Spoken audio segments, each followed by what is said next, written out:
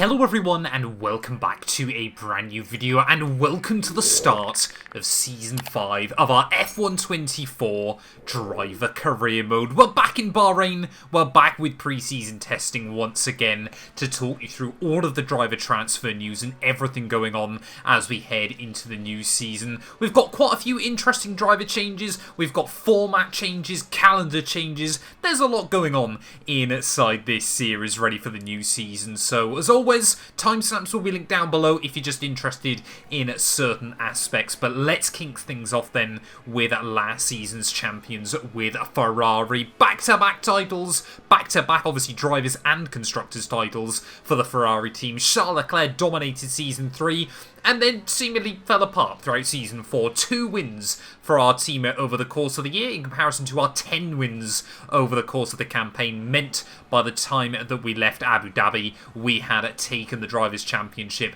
from Max Verstappen. Of course, really happy with the result at the end of the season, but I had said, you know, once I'd won the title with Ferrari, I wasn't really a fan of the way management works within the organisation. If I won the title, I would be leaving. That left Oscar Piastri moving to his third big team so far in this series, starting at McLaren, went to Mercedes, is now at Ferrari, and with Charles Leclerc opting to take a sabbatical this year, it kind of left Ferrari scrambling. A completely new lineup.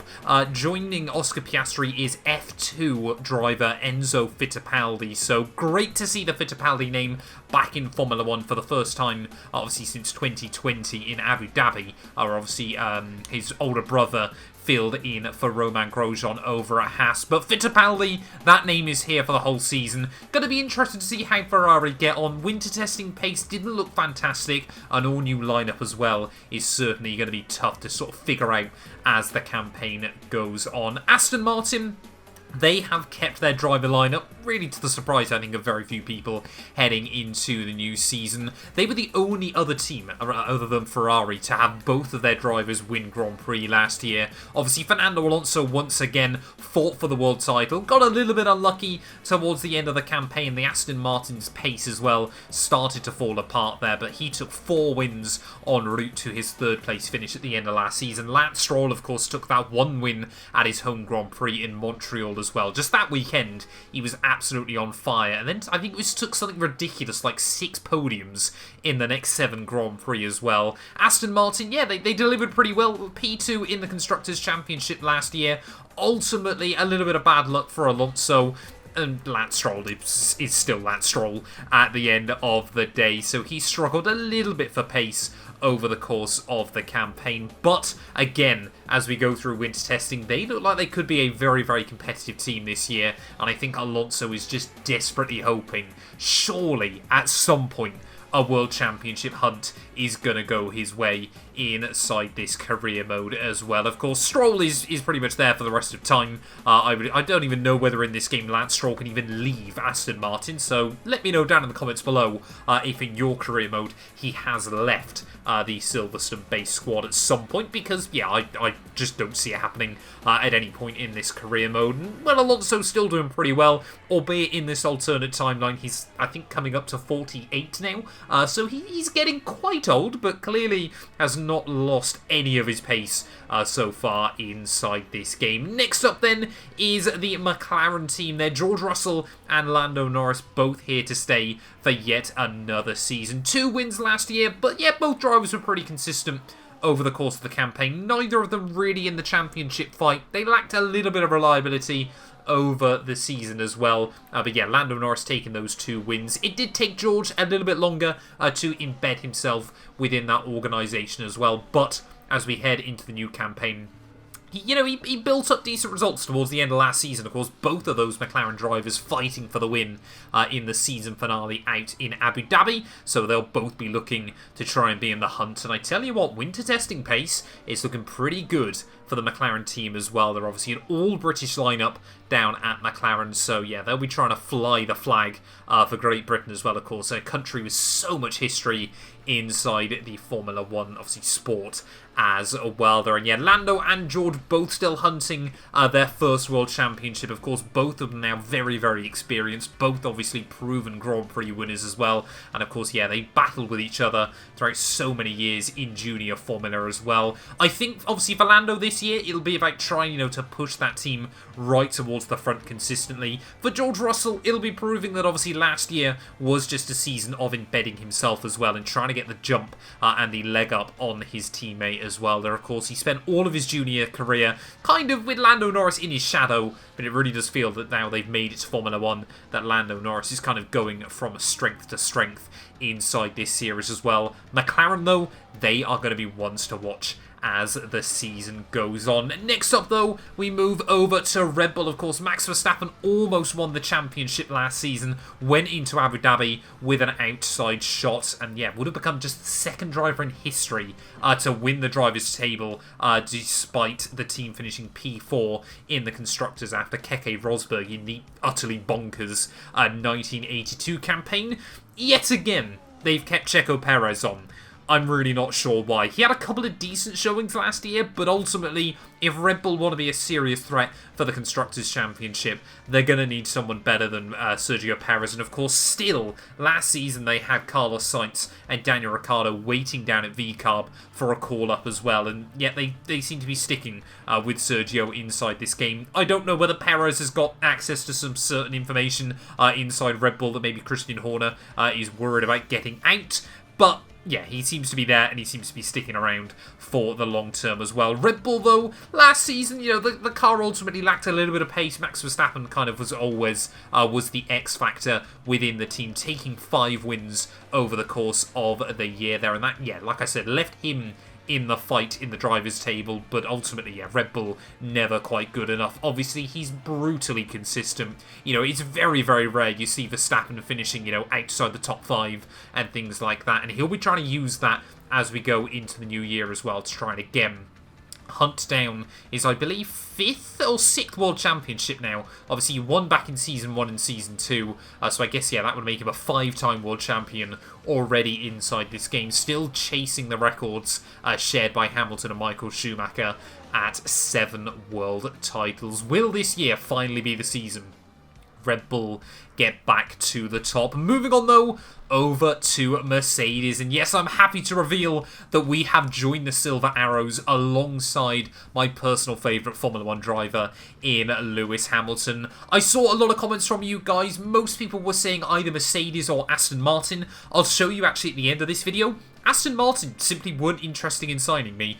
So yeah, we've gone to Mercedes, of course, a team that has really, really struggled throughout this game so far. They got 2 podium finishes last year, one courtesy of Lewis, one courtesy of Oscar Piastri. But effectively, yeah, we've just done a straight swap with the Australian inside this game. And yeah, looking forward to trying to bring the Brackley-based squad back to the top of the Formula 1 world. I'll be honest, at this point, Hamilton, yeah, I'm not really sure why they've kept him on for as long as they have. He's really, really struggled in the last few seasons, desperately looking for, you know, even wins at this point of the campaign, never mind, you know, a championship challenge and things like that. The car pace feels pretty good. It feels like it's going to be a strong enough contender. You know, maybe we're not going to be fighting for wins week in, week out, but if we can be consistent over the course of the campaign, hopefully not have too much bad luck in terms of reliability, then hopefully, you know, we're going to maybe be in the fight for podiums as the season goes on. Only time will tell, though. And of course, as always inside F124, you know, the pre-season kind of pace predictions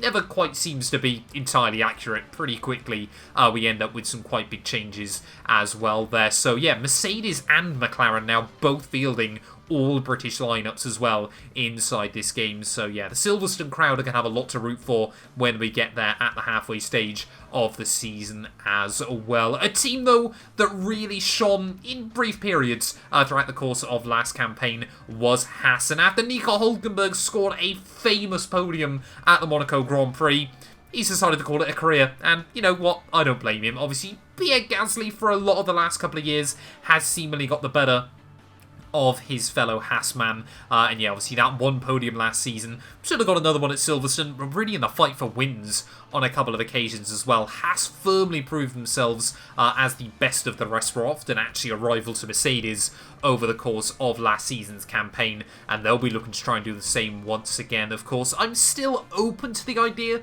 of going back to Haas at the end of the game if we can win a world title with Mercedes in fairly quick fashion. Then I would like to go back to the American outfit and try and claim them glory as well inside F124, but only time will tell as to whether that is going to happen. Pierre Gasly, though, is joined by F2 recruit Ayumu Iwasa. Of course, we've seen in real life recently that Haas obviously have announced a partnership with Toyota. Maybe Iwasa has got himself in through that program. I know, of course, IRL, he's still currently a Red Bull Junior, but, you know, things have changed in this alternate universe. I like to have a bit of fun with it, so maybe, yeah, the Japanese backing has brought along with them a Japanese driver. Of course, those of you that have watched our My Team career mode will know that obviously we hired Ayumu throughout the first 30-odd Grand Prix of that campaign.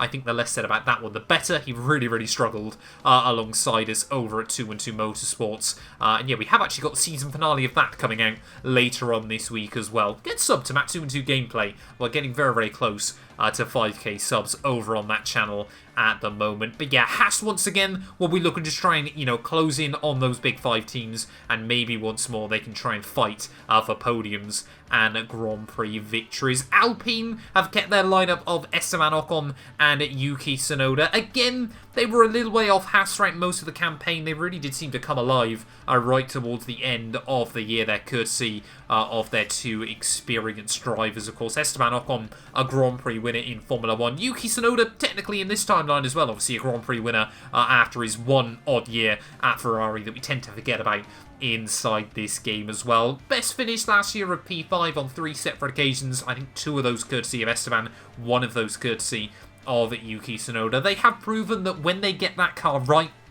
they really get it right, but ultimately, far too often, that just is not the case for the Alpine organisation there. So, looking at winter testing pace, I wouldn't put money on them, is all I'm going to say right now. They seem to be decent enough. They don't really feel like they've fallen backwards into the clutches of, say, Kick Sauber and Williams last year, but they certainly don't feel that they're particularly strong once again. For them, it'll be, you know, hopefully trying to keep Haas quite close in terms of the championship fight as well. Maybe try and pull away a little bit of ground from VCARB as well there. But, yeah, ultimately for Alpine still, they're a team that obviously their budget is getting cut year after year. They just seem to be kind of treading water still inside this game. And honestly, if they were doing a bit more in real life, I could be tempted to try and go there inside this series and bring Alpine some success. But it doesn't seem like they're interested in the real world of Formula 1 either, so I'm not too interested in doing it inside this game when all is said and done. Moving on, though, over to Red Bull's junior team. I've got no idea what's going on. Sainz and Ricciardo have been signed up once again. They obviously got that one-shot P4 finish courtesy of Carlos last campaign.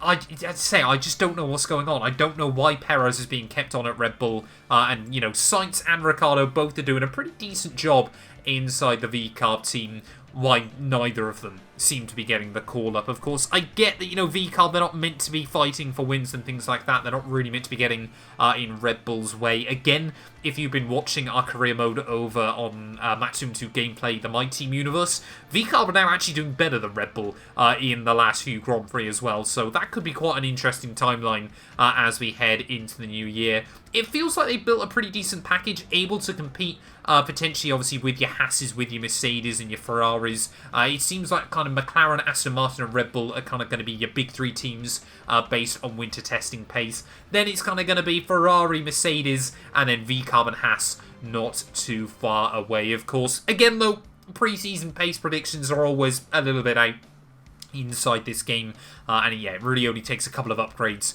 obviously, for the momentum to swing for one team or another. I'm desperately hoping at some point, though, VCARB, you know, give one of those drivers a shot with the Red Bull team as well. You know, maybe they're stepping away, maybe their involvement in the Red Bull is becoming less and less as the seasons go by, but yeah, please, just Red Bull hire someone decent to go alongside Verstappen. I want to see fights with both Red Bull drivers, because ultimately, you know, they have proven they've got a car that can fight for the Constructors' Championship, even if he can get someone that is just a couple of tenths of a second away from Max Verstappen as well. They're down, though, over to Williams, and of course a team that has seen quite a few highs, but sadly quite a few lows inside this game. They've kept their lineup of Alex Albon and Ollie Behrman. Of course, they scored decent points around, obviously, Vegas, I believe it was, and at Baku last season as well. But ultimately, yeah, they were too far away from VCARB and Alpine over the course of last season. Of course, still ahead of Kick Sauber as well. Like I mentioned, Kick Sauber could be a team I could be interested in signing for at some point in this game. Williams, of course, I already do the Williams Road to Glory sometimes.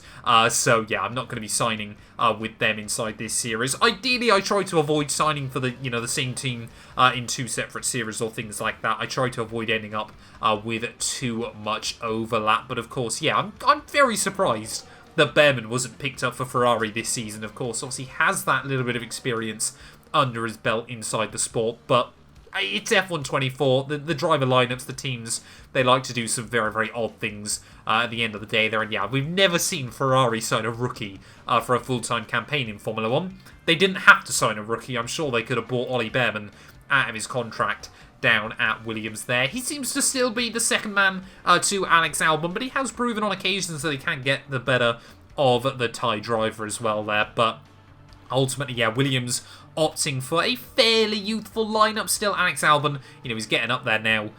He's got to be worried about trying to, maybe score some big bucks somewhere else towards the end of his career. Or perhaps, he's just happy with the Williams organisation there and wants to spend out the rest of his days. If clearly both sides of the party are happy, then who are we to complain at the end of the day there? But yeah, Williams seen a big uptick in performance. Winter testing pace did not look fantastic. And it may be that they're battling most of this season with Kick Sauber once again. And talking about then the green machine, they've got Zhou Guanyu, they've got Fred Vesti again. They got 1 point last year. They scored a point in Bahrain. And I really did think that maybe this was going to be the turnaround. Maybe now we were going to see Kick Sauber start to deliver good performances and good pace. And then immediately after Zhou Guanyu's breakthrough result, they did nothing throughout the rest of last campaign. And honestly, looking at the pace once again, I rant about it so often inside this title. But if you guys remember, obviously, they were OP of the backmarket teams at the start of F124. They got nerfed about a month into the game. Obviously, Valtteri Bottas got a ridiculous podium in Baku in Season 1. And then pretty much since then, I think Sauber scored more points in that Baku weekend, courtesy of Bottas and Zhou, than I think they've ever scored since then inside this game. Like I've said, maybe it could be a fun final project of F124 to go over to Kick Sauber to try and at least get them some points. I'm not even convinced we'd have enough time to try and get them a world title. Maybe they're so kind of glitched because of that performance nerf that even if you got all the upgrades on the car, they would still be slower than everybody else inside this title as well there. But ultimately, I think you can tell by the rant I've just had, Zhou Guanyu, Fred Vesti, it's a lackluster lineup, it's a lackluster team. They really just seem to have no motivation to try and move forward. Otherwise, I think, yeah, both of those drivers would probably be gone. But again, I think, if you're wondering about who's going to be at the back of the field week in and week out, I put my money on these two, being completely honest with you guys. But there we go then. That is all of our driver lineups ready for the new season. We have seen a few chops and changes throughout the grid as well. Then we'll take a quick look, obviously, at the end of the season as well. There, of course, you can see at the end of Season 3, our championship rivalry with Max Verstappen. We are almost now 98 rated inside this game. And, of course, yeah, taking that crown, we were really, really happy with there. And, obviously, getting the better of Charles Leclerc as well. I thought I was going to leave this bit in for you guys, because obviously normally we can just gloss over it, but, if you stuck around this far into this video, then yeah, you really kind of enjoy sort of looking at the various kind of background workings that go into making a season inside the F1 franchise as well there. And as you can see, celebrating that World Championship back at home, weirdly. I thought maybe, a yacht party in Monaco or celebrations at Maranello, but no, we're back at number 47 of F1 2024 way even, I should say. And as you can see, we smashed our objectives with Ferrari. We did everything we needed to within the organisation. So now we're going to head over, and yeah, only 4 teams interested in signing us. McLaren, obviously because we hosted some secret meetings with them last season. Haas, obviously Ferrari were happy to keep us on. and Mercedes. Really, really odd. I don't quite know kind of why, you know, for example, like a kick Sauber surely would be interesting in signing with us. So, you know, as I said, we weren't going to stay with Ferrari if we won the world title. McLaren a bit too good. Haas obviously we've already driven for. So it kind of gave us, you know, an option just to go to Mercedes and try to bring glory to Brackley once again there. And of course, like I said, you know, the opportunity to race alongside Lewis Hamilton as well is not a chance that I wanted to pass up on before the end of F124. Of course, before he goes to Ferrari in real life. I was also kind of hoping that Hamilton and I would do the straight swap rather than Oscar Piastri and myself there, but that seemingly didn't happen. So yeah, we were left with Hamilton as our teammate ready for the new season as well. They're 10 wins over the course of last campaign. I didn't actually realise we got as many as we did. And only then getting 2 other podiums at both Canada and Portimao. So when we were quick, we were very quick. But there were also a lot of races last season where the Ferrari just simply wasn't good enough either there. So yeah, as we prepare ourselves though, ready for Season 5, I'm now prepared to talk. Obviously, we've made some calendar changes. I'm going down to a 16 race season for the new campaign. Of course, many of you that have kind of been sticking around with the channel and other things going on will know that actually throughout the month of December, I'm going away to Australia. So I'm actually recording all of these videos out in advance. So I kind of wanted to do more of, you know, the fun races, more of the races that give good weekends, and ultimately avoid some of the sprints as well there, because ultimately they can be a bit of a drag, especially around some of the weekends there. But Constructors' Championship, Drivers' World Championship, very, very happy. Of course, it's not often that you see a driver win the world title and immediately move to a new team. I think the most recent example I can think of was Fernando Alonso in 2006, and it's safe to say his 2007 campaign didn't go the way he would have wanted either there. But taking a look then at our calendar for the all-new year, we are going to be sticking with the season opener in Bahrain. Jeddah, though, is going to be lopped off before we head to Australia and Suzuka, of course, back in Japan, before we make the jump all the way to Imola for the first race of the European leg of the campaign. Monaco, of course, we can't ditch the Crown Jewel event before Canada and Barcelona there. The first sprint weekend of the year will come at the Austrian Grand Prix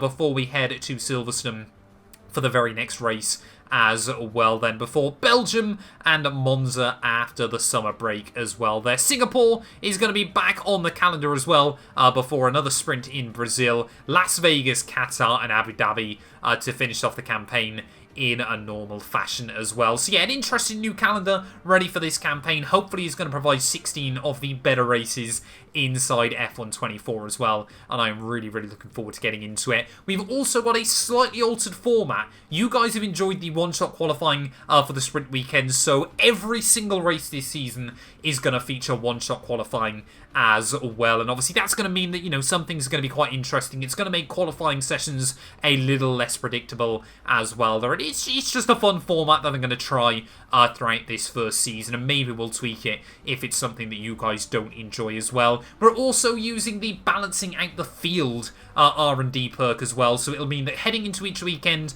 the team that is top of performance, they will lose that upgrade, or they will be able to pick one upgrade that they will lose throughout that weekend as well. Of course, if they've got a huge margin at the front, they'll still be the best car, but ultimately, yeah, looking into it, it's actually going to be very, very close as we head into the new year. But there we go then, a quick recap of our driver moves. Oscar Piastri and I have swapped. Ayumu Iwasa has replaced Nico Hülkenberg, and of course, yeah, we've seen Enzo Fittipaldi replace Charles Leclerc. Thank you all so much for watching. If you have enjoyed, please do make sure you leave a like, get yourself subscribed. Round 1 from Bahrain will go live tomorrow, but if you're a channel member, you'll be able to watch that video a day early as well. But I guess the last thing we've got to do then is take a look, of course, at our new kind of promo shoot that they do every single season.